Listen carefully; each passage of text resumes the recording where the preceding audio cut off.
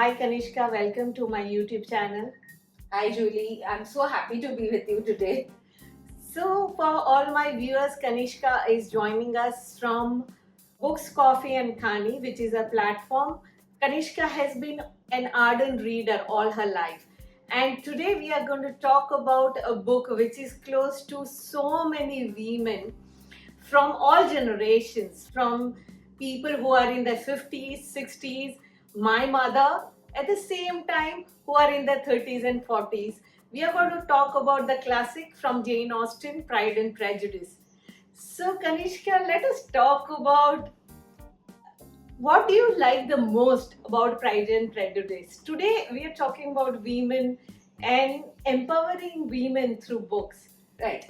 So Julie, let me just tell you, the first book I actually picked up, suggested by my sister, was Pride and Prejudice. Right. I never thought I'd be into classics ever. Okay. But the moment you read the first line, you are just hooked onto it. That's true. It is a romantic book, but the learnings from that book change with every reading you do. True, very true.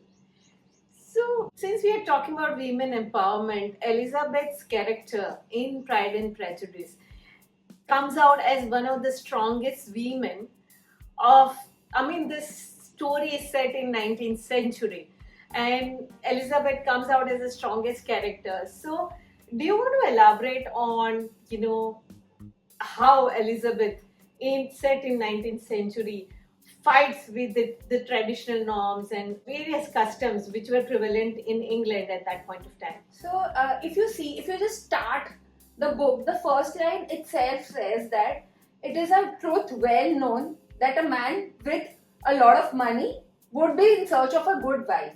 True. The basic 19th century where women were just treated as a material of managing the house and your beauty would be a part of it. Right. Elizabeth breaks all these barriers. If you Very see, her beauty was, as said by Darcy, she's very plain looking.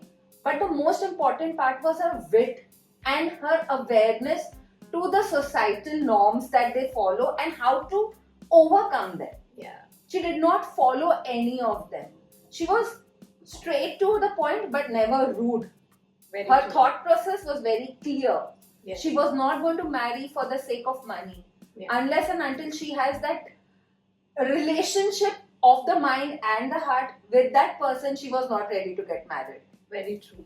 So, Elizabeth's character in the book, how it develops and how she goes through various ups and downs in her life till the book ends.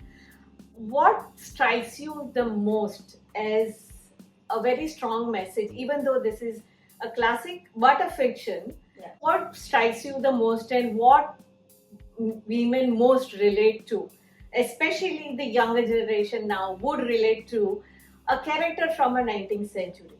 So, if you read once, twice, you see Elizabeth's character develops where she had her biggest supporter has always been her father. Yes. Her mother would say that it's the aim to get married, whereas the father would say, no, that's not the aim. You have to get married only when you find the right person. Even today, when we have the support of our father or our parents, our life changes. Very true. So that is what is actually today being provided to the younger generation. True. A parent support which changes our life. Very true.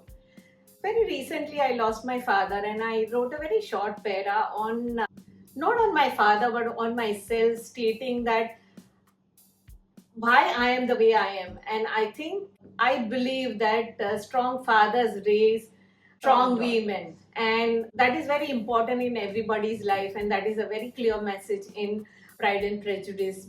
It's only because of her father she has been able to achieve what, with so much pressure and societal norms, she did not come under that pressure to get married, whoever the first person who basically proposes to her. So, any end thoughts on the Pride and Prejudice? This is a book we can go on and on about it, but Really, if you see, Elizabeth was told you have some rules to follow. Elizabeth's all sisters were out in the society at one same time, which was not normal during those days. One has to get married for the other sister to come out. These are things which are very progressive. Today, if I tell my daughters or my kids that you cannot go out because your elder sister is not married or your younger one will not get a chance, that's abnormal. Yeah, But in even today's in society. today's world, but following that tradition during those days was commendable. It was very commendable. I believe so. And she also had a way of talking if it is wrong. Like the Lady Debrow, she told her that you are not fit to get married to my nephew because he's a very big rich person. She simply said, my father is a gentleman and I'm a gentleman's daughter, and Mr. Darcy is a gentleman. That makes us all equal. Yeah, and I think that is what we are looking for in a society, irrespective of the hierarchy which exists even today, to break those barriers. And this book is amazing because those barriers is broken in the 19th century. So thank you, Kanishka, so much for joining us. This is a Bible for a lot of us women. I am sure that so many of women who will be watching this video will relate to what me and Kanishka are talking about. So if you like this conversation, we have many more coming up, so do subscribe to my channel and do follow Kanishka's books, Coffee and Kani. She has some amazing reviews of the book. I'm going to write some brief introduction of this platform in the description with this video. And thank you so much, Kanishka, Thank for you, joining Julie, for us having today. me.